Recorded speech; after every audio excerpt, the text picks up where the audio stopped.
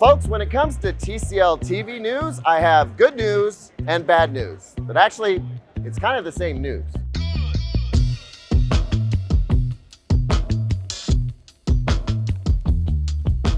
Welcome back, everyone. I'm Caleb Dennison. I finally made it to TCL's booth at CES. The show doors just opened. It's an absolute madhouse here. But I'm excited to tell you about what's happening with TCL TVs in 2023, and it's not a small deal. TCL has historically had a 4 series, a 5 series, and a 6 series. Unfortunately, you're gonna have to try and forget all of that because TCL has completely renamed its TV lineup, but it's for the better.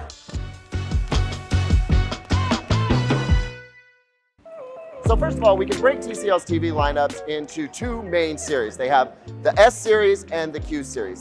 The S series is gonna be your more average daily TV, kind of like the 4 series was. Accessible, decent quality TV that's available to everyone. You'll see it at just about every store across the US and Canada. The Q series is the more premium line, the one that most of us on this channel are probably interested in. And the Q series is going to be broken up into 6 different model numbers. We'll have the Q6, the Q7, and the QM8.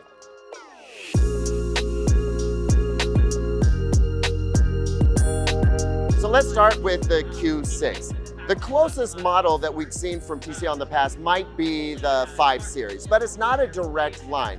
So the Q6 is gonna have a 60 hertz panel.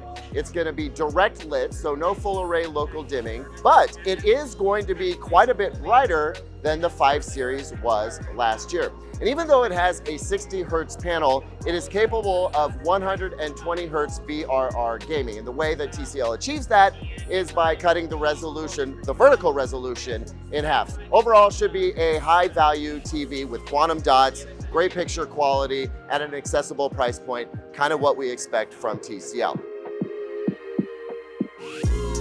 Now we'll take a step up to the Q7. With the Q7, you're gonna get a 120 hertz native panel. No mini LED just yet, but you do get full array local dimming.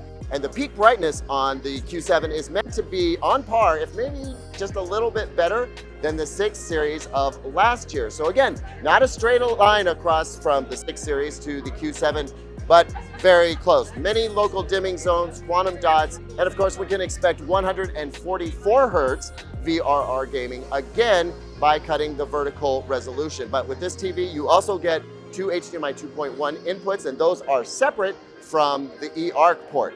This could be the replacement for the 6 series in terms of like the price to performance ratio, but I don't really know yet. I can't wait to test it out and find out.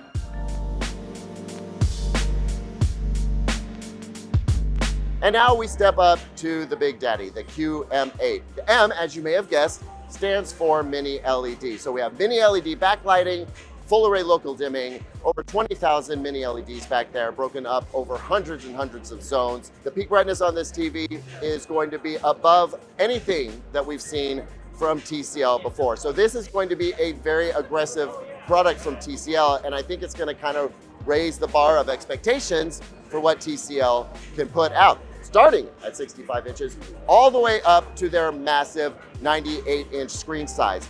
And so long as we're talking about massive screen sizes, you may understand that the XL series that TCL had before has kind of been done away. They created XL because the 98-inch didn't really fit anywhere. It was a little bit better than the 6 series, but it wasn't like their 8 series. They didn't know where to put it. Well, now it fits very nicely as the QM8 from 65 all the way up to 98 inches.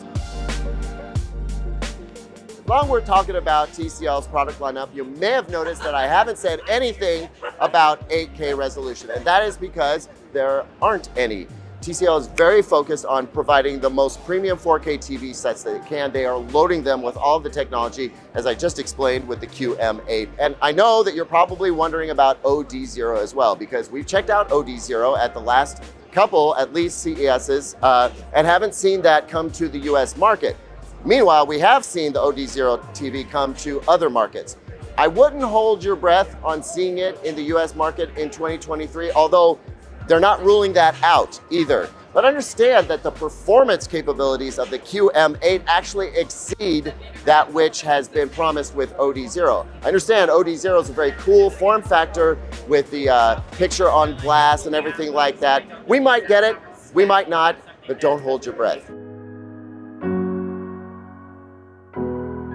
I would hold your breath though until we find out just what the QM8 can do, because if it is exceeding the capabilities of the 6 series that we've seen in the past, we're going to be talking about one stunning TV. Now, you notice I didn't mention price or availability.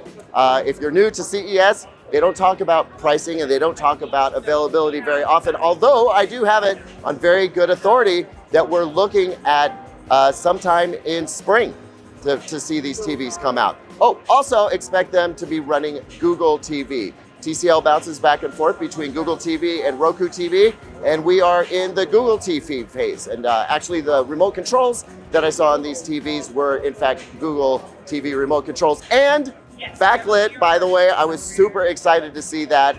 Yes, you guys know how I feel about backlit remotes.